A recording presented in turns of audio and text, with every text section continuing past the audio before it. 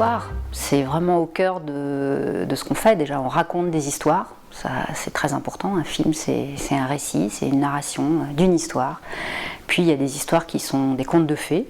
C'est le cas de L'homme qui ne voulut pas être roi, où on a tout d'un coup la grande histoire qui s'invite dans le destin de quelqu'un qui pensait être quelqu'un de tout à fait ordinaire, avec une routine sympathique, une chouette vie et toute simple.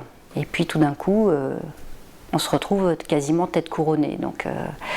Donc c'était vraiment une histoire, il était une fois.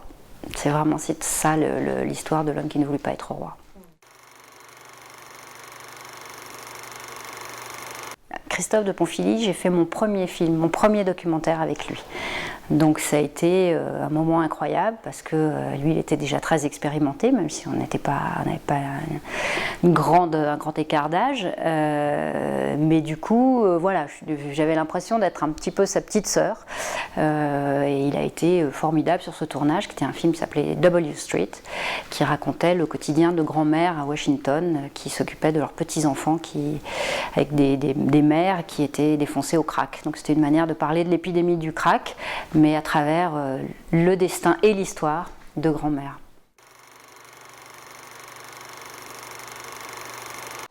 En ce moment, je suis plutôt en phase d'écriture, puisque je sors de 2 années où j'étais un peu investie à la SCAM, que je présidais, et donc ça me prenait beaucoup de temps, donc je n'ai pas eu beaucoup de temps pour écrire.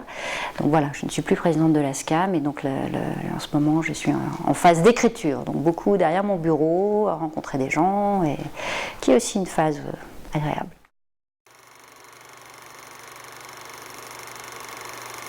Ce sera la 2e fois. Je suis venue une première fois qui était une venue express puisque je m'étais engagée à venir et il se trouve que j'avais par ailleurs un tournage qui exigeait que je revienne très vite. Donc j'étais venue le matin et j'étais repartie le soir. Donc j'avais fait beaucoup d'heures de train pour quelques heures à peine sur place.